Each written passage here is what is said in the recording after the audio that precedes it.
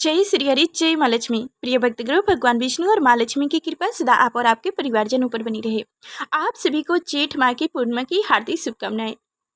जितने हमारी माता बहनों भाइयों जेठ पूर्णिमा की व्रत रखे हैं, उन सभी को मेरी तरफ से कोटि कोटि प्रणाम है।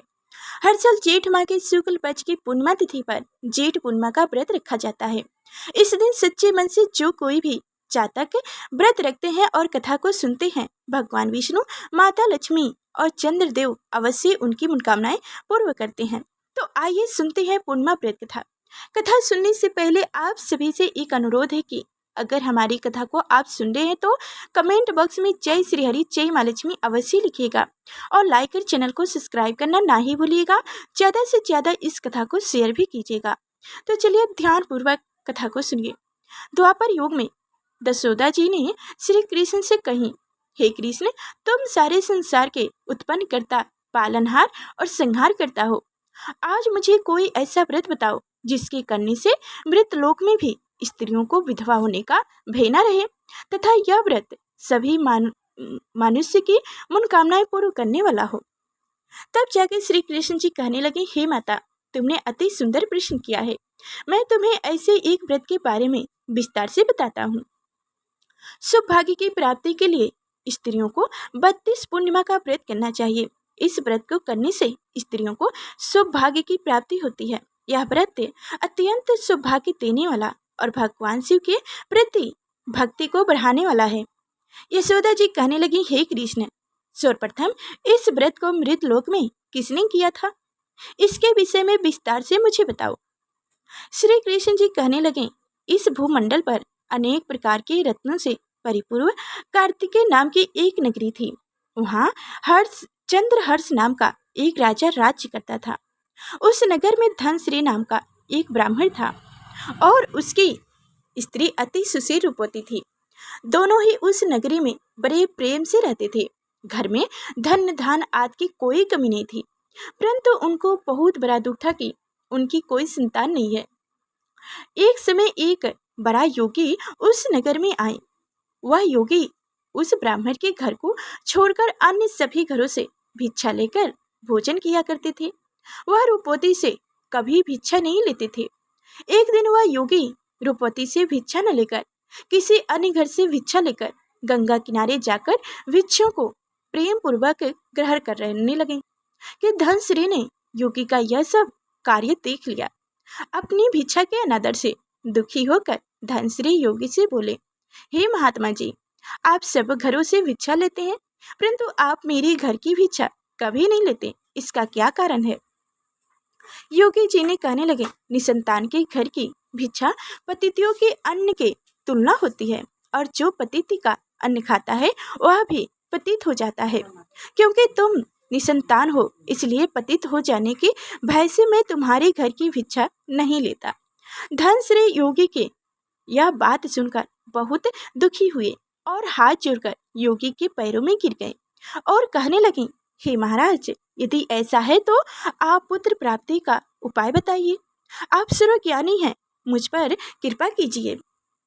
हे भगवान, मेरे घर में धन की कोई कमी नहीं है, परंतु मैं पुत्र न होने के कारण अत्यंत दुखी हूँ। आप मेरे इस दुख का हरण कीजिए, आप समर्थ हैं। यह सुनकर योगी कहने लगे, ब्राह्मण, तुम चंडी की आराधना करो। घर जाकर उसने अपनी पत्नी से सब वेदांत पूर्वक बातें बताई। स्वयं तप करने के लिए वन में चले गए। वन में जाकर उसने चंडी की उपवास किए और उपवास किए। चंडी ने 16वें दिन उनको स्वप्न में दर्शन दिया और कहा, हे धनश्री, जा, तेरे घर पुत्र होगा, परंतु वह 16 वर्ष की आयु में ही मृत्यु को प्राप्त हो जाएगा। यदि तुम दोनों पति पत्नी 32 पूर्णिमासी का व्रत विधि पूर्वक करोगे तो वह दीर्घ आयु हो जाएगा। जितनी तुम्हारी सामर्थ्य हो, आटे के दिए बनाकर शिवजी भगवान का पूजन करना, परंतु पूर्णिमासी के व्रत 32 ही होनी चाहिए। प्राप्त काल होने पर इस स्थान के समीप तुम्हें आम का वृक्ष दिखाई देगा। उस पर चढ़कर तुम एक फल तोड़कर शीघ्र ही अपने घर चले जाना और अपनी पत्नी से सब बातें कह सुनाना। स्नान के पश्चात वह स्वच्छ होकर श्री शंकर भगवान का ध्यान करके उस फल को खा लेगी। शंकर भगवान की कृपा से उनके गर्भ हो जाएगा। जब वह प्राप्त काल उठा तो उसने एक स्थान के पास ही आम का वृक्ष देखा, जिस पर एक अत्यंत सुंदर आम का फल लगा हुआ था। उस ब्राह्मण ने उस आम के वृक्ष पर चढ़कर फल को तोड़ने का प्रयत्न किया, परंतु वह वृक्ष पर कई बार प्रयत्न करने पर भी वह चढ़ नहीं पाया। तब उस ब्राह्मण को बहुत चिंता हुई। तब विघ्न विनाशक श्री गणेश भगवान की वंदना करने लगा।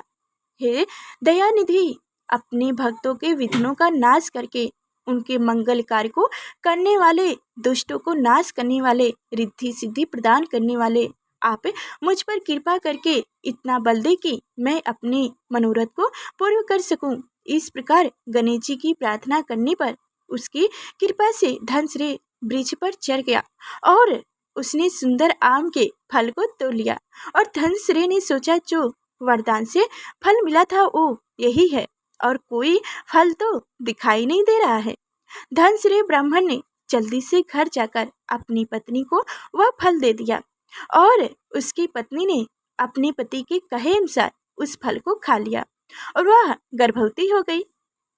देवी जी की असीम कृपा से उसे एक अत्यंत सुंदर पुत्र उत्पन्न हुआ, जिसका नाम उन्होंने देवी दास रखा। माता पिता के हर्ष और सुख के साथ वह बालक शुक्ल पक्ष के चंद्रमा की भांति वह बालक अपने पिता के घर में बड़े होने लगे। भवानी की कृपा से वह बालक बहुत ही सुंदर, सुशील, विद्या में पढ़ने वाला ही निपुण हो गए। दुर्गा जी की आज्ञा अनुसार उसकी माता ने 32 पूर्णिमासी का व्रत रखना प्रारंभ कर दी, जिससे उनका पुत्र बड़ी आयु वाला हो जाए। 16वें वर्ष लगते ही देवी दास के माता पिता को बड़ी चिंता हो गई कि कहीं उनके पुत्र की इस वर्ष मृत्यु न हो जाए। इसलिए उन्होंने अपने मन में विचार किया, यदि वह दुर्घटना उनके सामने हो गई तो वो कैसे सहन करेंगे। इसलिए उन्होंने देवी दास के मामा को बुलाया और कहा, हमारी एक बहुत बड़ी इच्छा है कि देवीदास 1 वर्ष तक काशी में जाकर विद्या अध्ययन करें और उनको अकेला भी नहीं छोड़ना चाहिए। इसलिए साथ में तुम चली जाओ और 1 वर्ष के पश्चात उनको वापस ले आना। सब प्रारंभ करके उनके माता पिता ने काशी जाने के लिए देवीदास को एक घोड़े पर बैठाकर उनके मामा के साथ भेज दिया, परंतु यह बात उनके मामा या किसी और से नहीं बताई गई। धनश्री तथा उसकी पत्नी ने अपने पुत्र की मंगल कामना तथा दीर्घ आयु के लिए भवानी दुर्गा की आराधना और पूर्णिमासियों का व्रत करना प्रारंभ कर दिया। इस प्रकार 32 पूर्णिमासी का व्रत को उन्होंने पूरा किया। कुछ समय पश्चात एक दिन वह मामा और भांजे मार्ग में रात बिताने के लिए किसी गांव में ठहरे हुए थे। उस दिन उस गांव में ब्राह्मण की अत्यंत सुंदर, सुशील और गुणवती कन्या का विवाह होने वाला था। जिस धर्मशाला के अंदर वर और उनकी बारात ठहरी हुई थी, उसी धर्मशाला में देवीदास और उनके मामा भी ठहरे हुए थे। संयोगवश कन्या के तिलक आदि चढ़ाकर मंडप आदि का कार्य किया गया तो लगन के समय वर को तबीयत खराब हो गई। इसलिए वर के पिता ने अपने कुटुंब से विस्मृता करके निर्णय किया कि यह देवीदास मेरे पुत्र जैसा ही सुंदर है, मैं इनके साथ ही लगन करा दूं और बाद में विवाह के अन्य कार्य मेरे लड़के के साथ हो जाएंगे। ऐसा सोचकर देवीदास के मामा ने जाकर बोला कि तुम थोड़ी देर के लिए अपना भांजे हमें दे दो, जिससे विवाह के लगन का सब कार्य रूप से हो सके। तब देवीदास का मामा कहने लगे, जो कुछ भी वधू पक्ष से कन्यादान के समय वर को मिले वह सब हमें दे दिया जाएगा। तो मामा, तो मेरा भांजा इस बारात का दूल्हे बन जाएगा। यह बात वर के पिता ने स्वीकार कर लेने पर उसने अपना भांजे वर बनने के लिए भेज दिया और उनके साथ सब विवाह कार्य विधि पूर्वक संपन्न हो गया। पत्नी के साथ वह भोजन करने लगे तो अपने मन में सोचने लगे कि ना जाने यह किसकी स्त्री होगी। वह एकांत में यही सोच सोच कर अपने कर्म विश्वास छोड़ने लगे और उसकी आंखों में आंसू भी आ गई। तब लड़की ने पूछा, क्या बात है, आप इतनी उदास एवं दुखी क्यों हुए हैं? तब उसने सब बातें जो वर के पिता और उनके मामा में हुई थी लड़की को बता दी। तब कन्या कहने लगी, यहाँ ब्राह्मण विवाह के विपरीत कैसे हो सकता है? देव, ब्राह्मण और अग्नि के सामने मैंने आपको ही अपना पति माना है, इसलिए आप ही मेरी पत्नी हैं। मैं आपकी ही पत्नी रहूंगी, अन्य किसी की कदाचित नहीं। देवी दास ने कहा, ऐसा मत कीजिए, क्योंकि मेरी आयु बहुत कम है। मेरे पश्चात आपकी क्या गति होगी? इस बातों को अच्छी तरह विचार कर लो। परंतु वह दृढ़ विचारने वाली लड़की थी। वह बोली, जो आपकी गति होगी वही मेरी गति होगी। हे स्वामी, आप उठिए और भोजन कीजिए, आप निरही भूखे होंगे। तब देवीदास और उसकी पत्नी ने भोजन किया तथा शेष रात्रि वह सोते रहे। प्राप्त काल देवीदास ने अपनी पत्नी को 3 नगों से जुड़ी हुई एक अंगूठी दे दी और एक रुमाल दिया और बोला, हे प्रिय, इसे लो और संकेत समझकर स्थिर चित्र हो जाओ। मेरा मरण और जीवन जानने के लिए एक पुष्प वाटिका बना लो, उसमें सुगंधी वाली एक नमी मलिन लगा लो और उसको प्रतिदिन जल से सिंचा करो और आनंद के साथ खेला कूदा करो और उत्सव मनाओ। जिस समय और जिस दिन मेरे प्रांत होगा, यह फल सूख जाएंगे, फूल सूख जाएंगे, और जब यह फिर से हरे हो जाएं, तो समझ लेना मैं जीवित हूँ। यह बात निर्णय करके समझ लेना, इसमें कोई भी संदेह नहीं है। इतना कहकर देवीदास वहाँ से चला गया। प्राप्त काल होते ही वह वहाँ पर बजे बजाने लगे और जिस समय विवाह कार्य समाप्त करने के लिए वर तथा सब बाराती मंडप में आए, तो कन्या ने वर को भली प्रकार से देखकर अपने पिता से कहा, यह मेरा पति नहीं है। मेरा पति वह है जिनके साथ रात्रि में मेरा पानी ग्रहण हुआ था। इनके साथ मेरा विवाह नहीं हुआ। यदि वह यही पुरुष है तो बताएं कि मैंने इनको क्या दिया। वधु पक्ष और कन्या पक्ष कन्यादान के समय जो आभूषण दी गई थी वो दिखाएं, तथा रात्रि में क्या गुप्त बातें मैंने इनसे कही वह सब सुनाएं।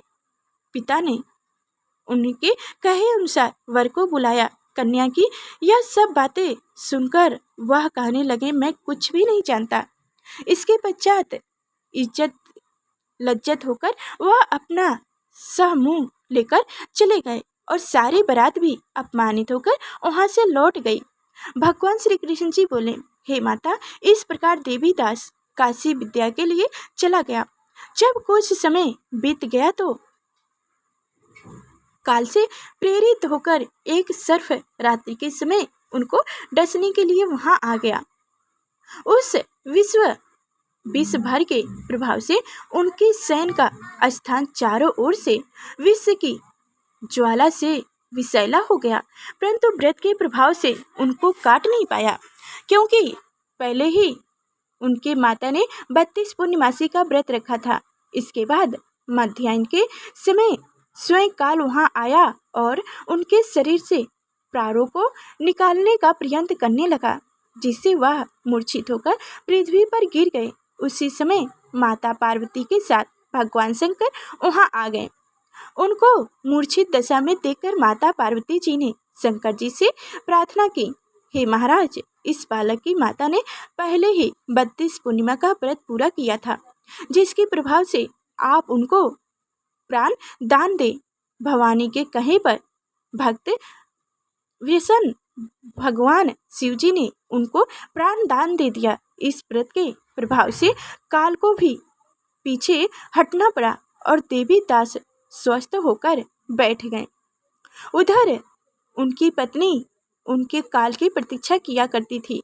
जब उसने देखा उस पुष्प वाटिका में पुष्प कुछ भी नहीं रहे, तो उनको अत्यंत आश्चर्य हुआ। लेकिन जब वह जैसे ही हरी भरी हो गई तो वह जान गई कि अब उनका पति ठीक है, वह जीवित हो गए हैं। यह देखकर वह बहुत प्रसन्न हो उठी। अपने पिता से कहने लगी, पिताजी, मेरे पति जीवित हैं, आप उन्हें ढूंढिए। जब 16 वर्ष व्यतीत हो गया तो देवीदास भी अपने मामा के साथ काशी से चल दिए। इधर उनके सास ससुर उनको ढूंढने के लिए अपने घर से जाने वाले ही थे कि वह दोनों मामा भांजे वहां पर आ गए। उनका आया देख कर उनके ससुर को बहुत प्रसन्नता हुई और वह उन्हें अपने घर ले गए और समय नगर के निवासी भी वहां इकट्ठे हो गए और सबने निर्णय किया कि अवश्य इसी बालक के साथ कन्या का विवाह हुआ था। उस बालक को कन्या ने जब देखा तो पहचान ली कि यह तो वही है जो संकेत करके गए थे। तब उपरांत सब कहने लगे, भला हुआ यह आ गए हैं। और सब नगर वासियों ने आनंद मनाए। कुछ दिन बाद देवीदास ने अपनी पत्नी और मामा के साथ अपने ससुर के घर से बहुत सारे उपहार लेकर अपने माता पिता की घर तरह प्रस्थान किए। जब वह अपने गांव के निकट पहुंच गए तो कहीं लोगों ने उसे देखकर उनको माता पिता को पहले ही खबर दे दी कि तुम्हारा पुत्र देवीदास अपनी पत्नी और मामा सहित आ रहे हैं।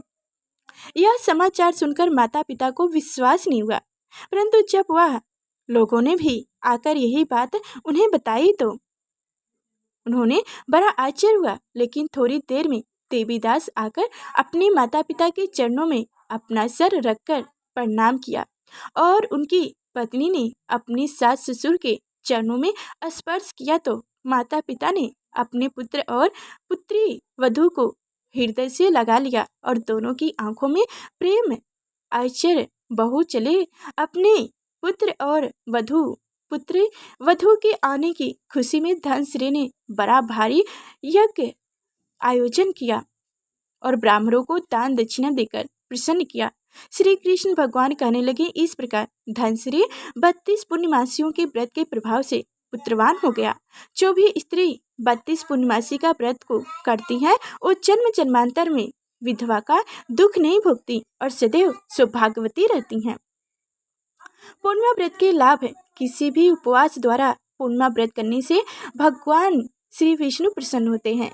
पूर्णिमा व्रत करने वाले उपासक को जल्द ही संतान प्राप्ति होती है और संतान को दीर्घ आयु प्राप्त होता है। पूरी श्रद्धा से पूर्णिमा का व्रत करने से ग्रह कलेश दूर होते हैं। पूर्णिमा व्रत करने से स्त्रियां सौभाग्यवती का वर प्राप्त होती हैं। इस व्रत को करने से मानसिक और शारीरिक कष्ट दूर होते हैं। पूर्णिमा व्रत करने से मनुष्य की सभी प्रकार की मनोकामनाएं पूर्ण होती है। जो भी उपासक पूर्णिमा का व्रत रखते हैं उस पर भगवान विष्णु और चंद्र की विशेष कृपा सदैव बनी होती है। यह व्रत करने से आर्थिक परेशानियां भी दूर होती है। पूर्णिमा के दिन सुबह नहा धोकर स्वच्छ कपड़े पहने, उसके बाद घर के मंदिर को अच्छे से साफ कर लें, गंगा जल छिड़काव करें, भगवान श्री विष्णु की मूर्ति पर हल्दी का तिलक लगाएं। भगवान श्री विष्णु के साथ माता लक्ष्मी का पूजन अवश्य तौर पर करना चाहिए। भगवान श्री विष्णु के समक्ष घी का दीपक जलाएं, पुष्प चढ़ाएं। रात्र को चंद्र उदय होने के बाद चंद्रमा पर जल अर्पित करें। जय श्री भगवान विष्णु, जय शिव शंकर, जय मां पार्वती। तो प्रिय भक्तगण, हमारी कथाएं कैसी लगी कमेंट बॉक्स में जरूर बताइएगा और अभी तक लाइक और चैनल को सब्सक्राइब नहीं किया है तो जरूर कर लीजिएगा। फिर मिलेंगे अगले नेक्स्ट वीडियो में, तब तक के लिए धन्यवाद।